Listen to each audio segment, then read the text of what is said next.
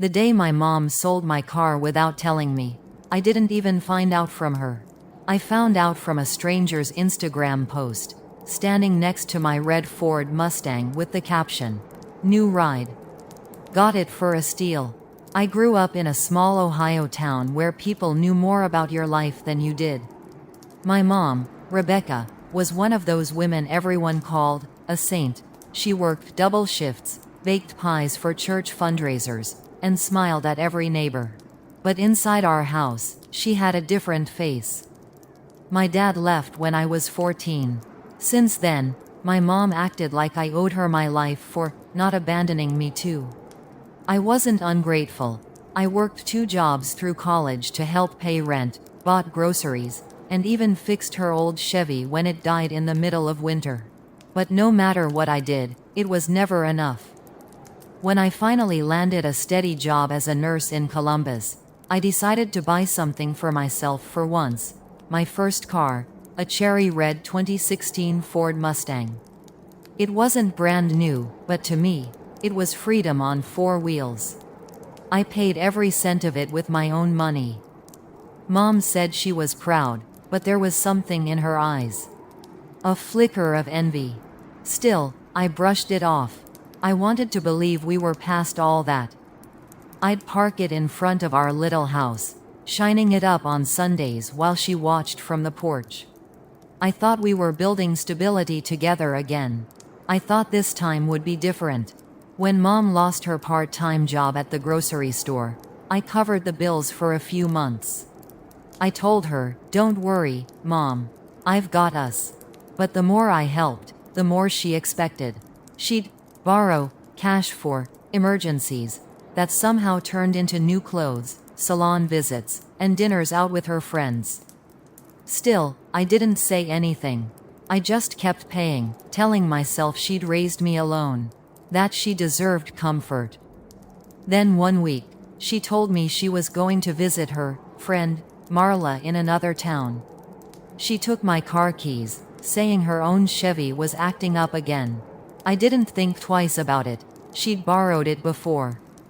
But 3 days later, she wasn't answering my calls. I started to worry. I even called local hospitals, thinking maybe something had happened, until I opened Instagram that night. And there it was, a guy named Tyler D., standing next to my Mustang in front of a used car lot. His caption? "New baby. Bought from a sweet older lady today. Barely used." I froze. My throat went dry. I called Mom, over and over, until she finally answered on the 6th try. "Mom, where's my car?" She sighed, like I was being dramatic. "Oh, honey, calm down. I sold it." "You what?" "It was just sitting there. We needed the money, and you barely drive it anymore. Don't act like it's the end of the world." I was shaking. "You sold my car, without asking me?" She actually laughed. "You're being selfish. Family helps family. I used the money to pay off some of the credit card debt. You should be thanking me." That's when it hit me. She didn't feel guilty. She felt entitled. When I demanded to know how much she sold it for, she told me, $8,000 cash. That car was worth double that. "I'll get you another one someday," she added. "You'll thank me later." I hung up before I said something I'd regret. But inside, something snapped. I wasn't the caretaker anymore.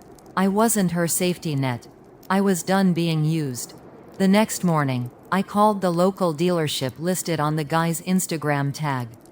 I pretended to be interested in that red Mustang you recently sold. The salesman told me the full story, and even sent me the signed bill of sale. It had my mom's signature, but the title, still under my name.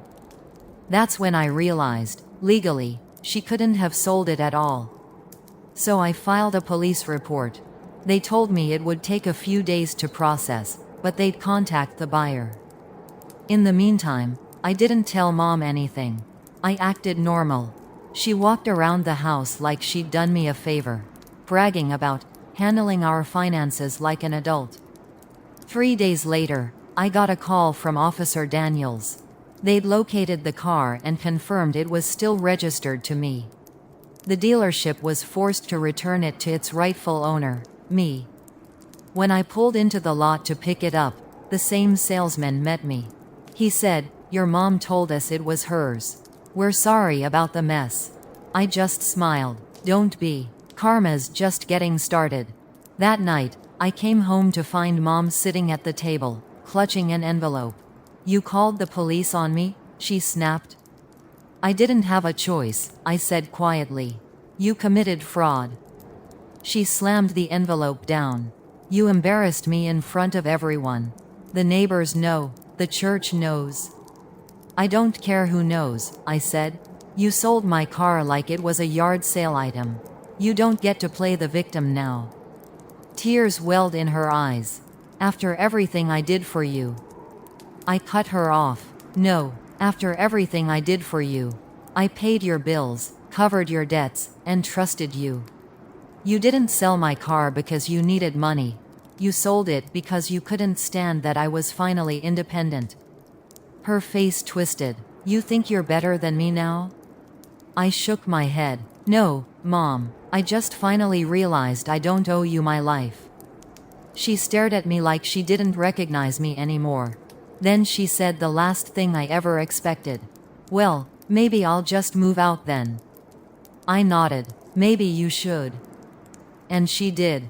It's been 9 months since my mom moved out.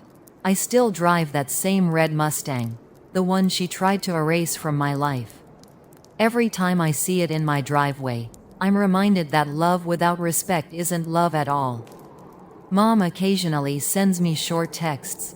"Hope you're okay," or "Your aunt asked about you." But we both know things aren't the same. Last week, I saw her at a local diner, sitting alone, staring out the window.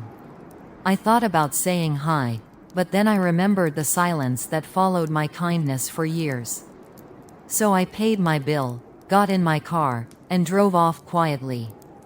They say karma takes time. But in my case, it came wrapped in red paint and chrome, and I got to drive it home.